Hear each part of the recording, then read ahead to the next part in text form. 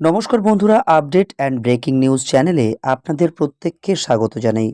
লোকসভা নির্বাচনের দ্বিতীয় দফার ভোট গ্রহণ পর্ব 26শে এপ্রিল, আজ বৃহস্পতিবার প্রচার শেষ হয়েছে। এখন অপেক্ষা মাত্র 24 ঘন্টা। বিজেপির বিরুদ্ধে জোট বেঁধেছে দেশের তামাম বিরোধী রাজনৈতিক দলগুলি। ইন্ডিয়া ব্লক এখন জাতীয় রাজনীতির অলিন্দে চর্চিত বিষয়। আর এই আবহে ইন্ডিয়া জোটকে নিশানা করে বসলেন প্রধানমন্ত্রী নরেন্দ্র মোদী। আর এই নিশানা করতে গিয়ে ইন্ডিয়া জোটকে কার্যত ক্ষমতায় নিয়ে এলেন তিনি নিজেই।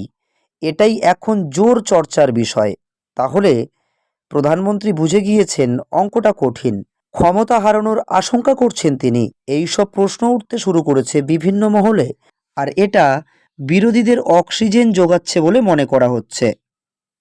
ইতিমধ্যেই বাংলার মুখ্যমন্ত্রী মমতা বন্দ্যোপাধ্যায় জানিয়ে দিয়েছেন বিজেপি 200 আসন পার করতে পারবে না।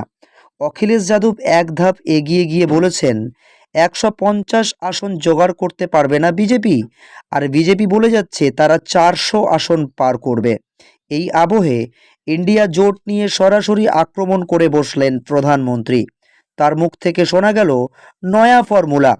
এই বিষয়টি সামনে এনে নরেন্দ্র মোদী বলেন, কিছু মিডিয়া রিপোর্টে উঠে এসেছে ইন্ডিয়া জোট একটি ফর্মুলা বানিয়েছে।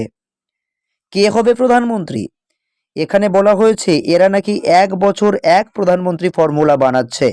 প্রথম বছর একজন, দ্বিতীয় বছর আরেকজন, এমন করে 5 বছরে 5 জন প্রধানমন্ত্রী করা হবে। তাহলে কি ইন্ডিয়া জোট ক্ষমতায় আসছে? এই আশঙ্কা থেকেই কি এমন মন্তব্য?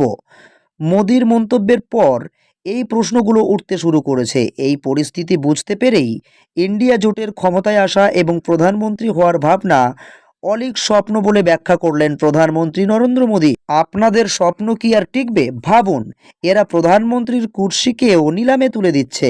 একজন কুর্সিতে বসলে 4 জন সেই চেয়ারের পায়া ধরে বসে থাকবে, অপেক্ষা করবে কখন 1 বছর শেষ হবে।